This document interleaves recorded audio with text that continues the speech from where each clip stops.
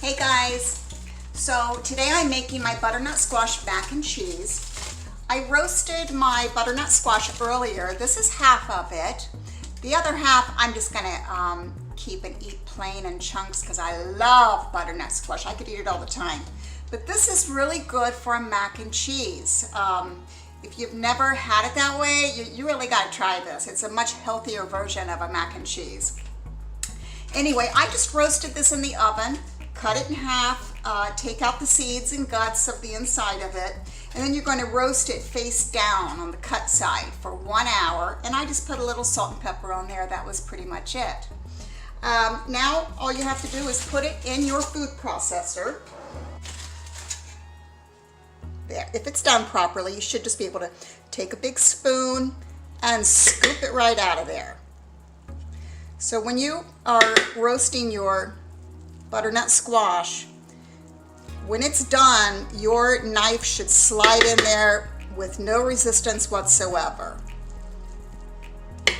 Especially if you're going to be using it in a dish like this, well, really any dish. I think any squash should really be done all the way. It'll really bring out its full flavor that way.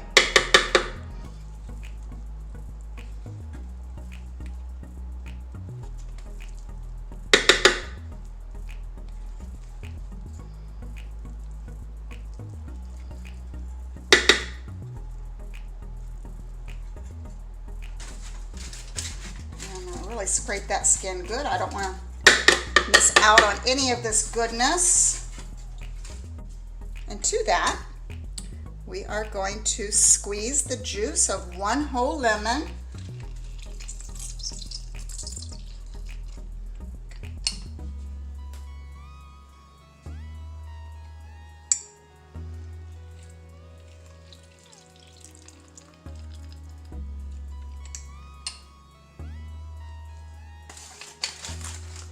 Just a sprinkle of smoked paprika. That'll give it just a little bit of a smoky cheese flavor.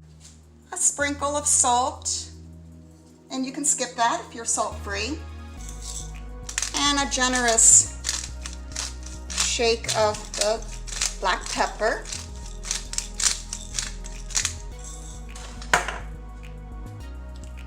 And about a half a tablespoon or so of minced garlic.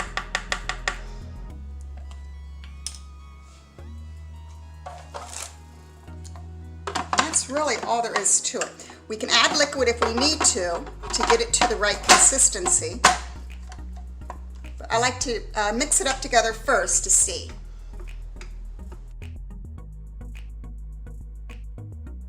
And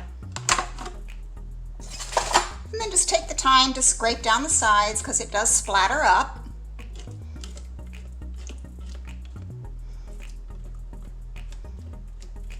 And it looks like it's really mixing it up well. I am going to add a little bit of water to get it to the consistency I want. As you can see, it's almost at a paste-like consistency, which you could use it like that. I just prefer it to be a little bit creamier than that.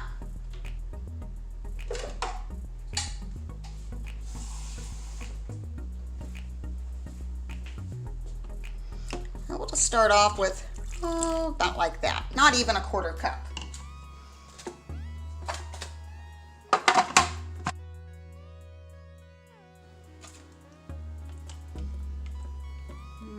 That's better. I'm going to add just a touch more water.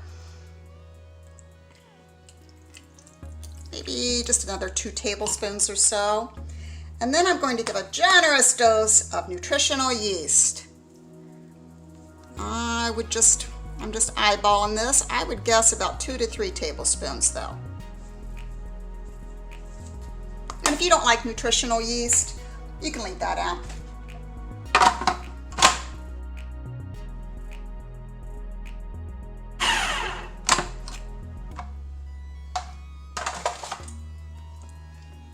Oh yeah, that's perfect.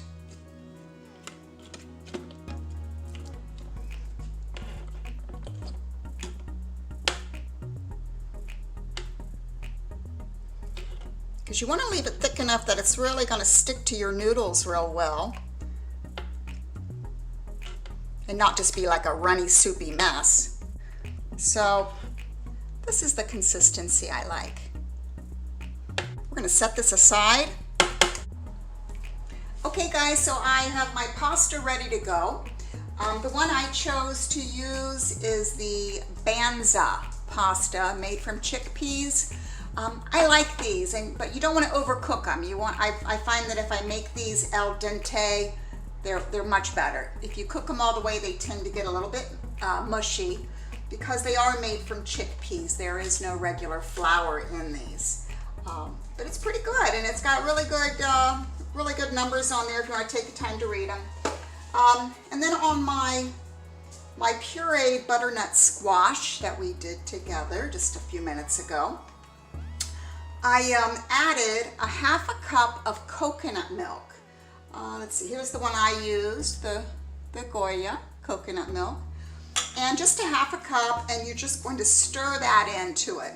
Now this is an optional ingredient, but I make this dish on the holidays for my family. So I like it to be a really rich dish that satisfies my family, and they all just love it. So that's how I make it. Feel free to leave that out if you're watching your fat intake. Okay, so you got your pasta done, and you just set it aside. And then, I'm gonna move you down a little bit. You're just going to pour your pasta right in. This is a full box of the Banza pasta. They say it makes 4 servings of 190 calories each. And then you're just going to stir your butternut squash puree, we'll call it, right in there with it. And don't worry about, if it looks like a lot, we're gonna bake this. And when you bake pasta with the cheese sauce, it kind of absorbs a lot of that. So you really do want a lot in there. Whoops, one noodle down.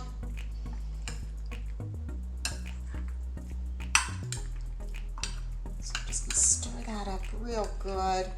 And then I'll just add a little extra salt and pepper.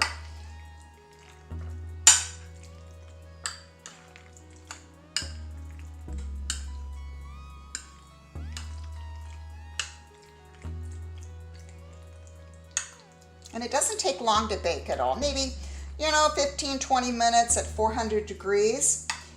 That's about it. And we're just going to want to get the breadcrumbs on top slightly browned. And just sprinkle your breadcrumbs right on the top. And these do add a lot to the dish. You can use breadcrumbs or crumbled up crackers, whatever you like. Panko's really good on it. Just check your ingredients real good. Make sure there's no dairy products used in it. Some of those do have dairy in them. For some reason, I find the store brands are less likely to have any dairy in it.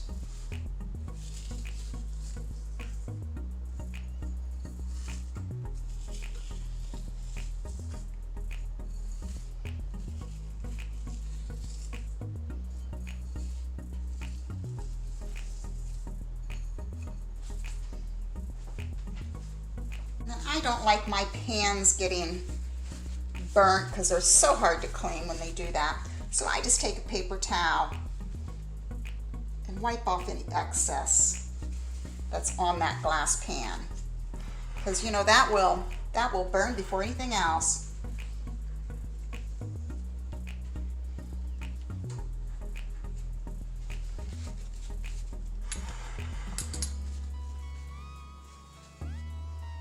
Salt and pepper.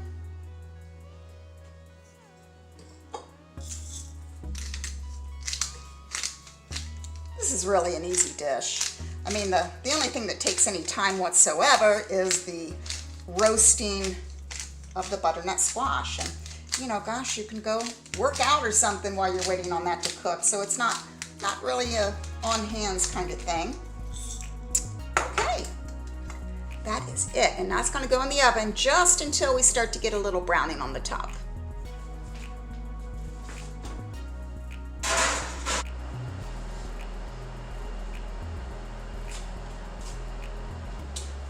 Sounds like it's done.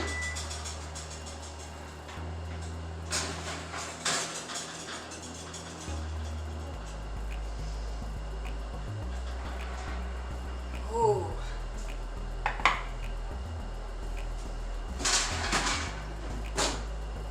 Perfect. Let me turn that off.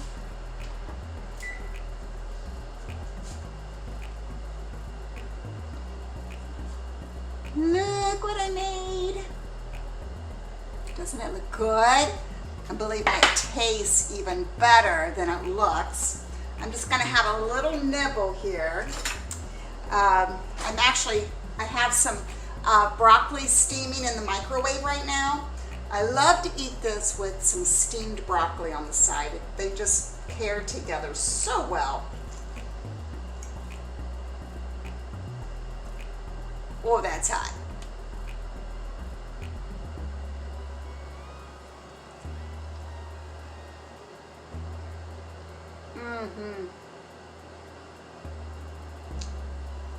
Oh, it's so good. You guys gotta try this one. It's so easy to make, really. It really is. So anyway, that's it for today. See you next time.